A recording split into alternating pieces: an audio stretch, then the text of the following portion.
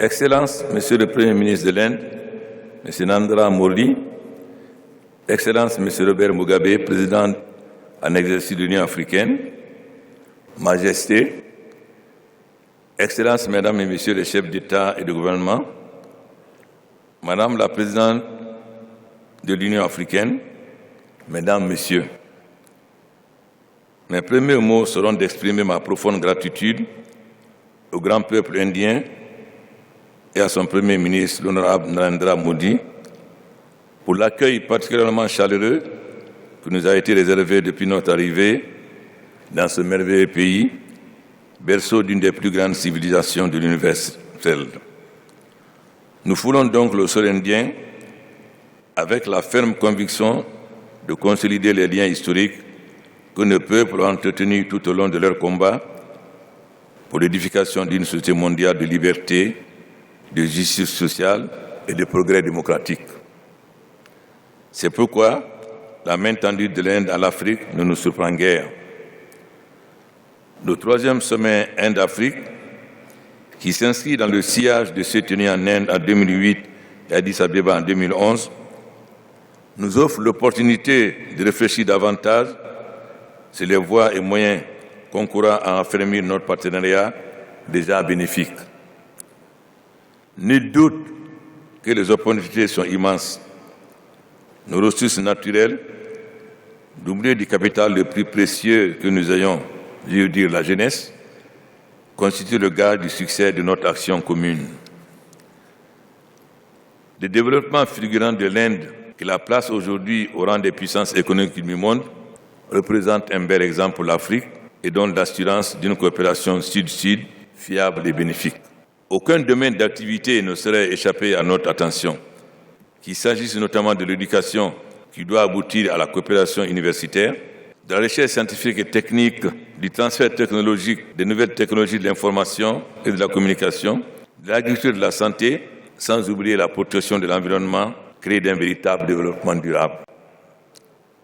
Il reste entendu que notre partenariat sera d'autant plus viable qu'il s'appuiera sur la complémentarité de nos économies et sur le dynamisme de nos secteurs privés dans la perspective de garantir une croissance créatrice d'emplois décents pour les jeunes, levier pour l'autonomisation des femmes et rempart contre la migration clandestine dont les conséquences dramatiques ne sont plus à démontrer.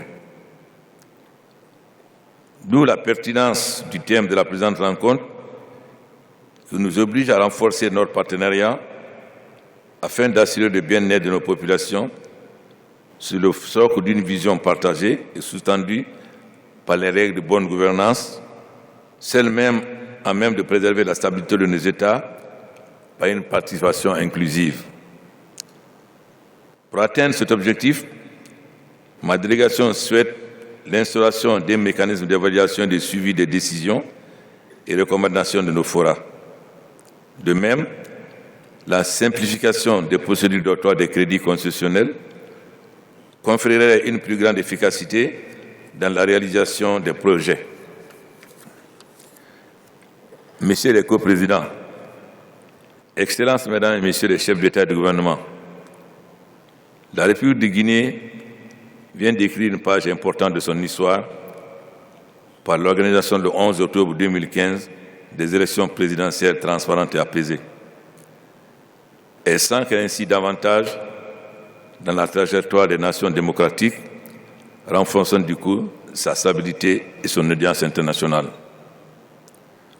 Le gouvernement des Guinéens est déterminé à créer les conditions idoines pour favoriser le développement économique du pays.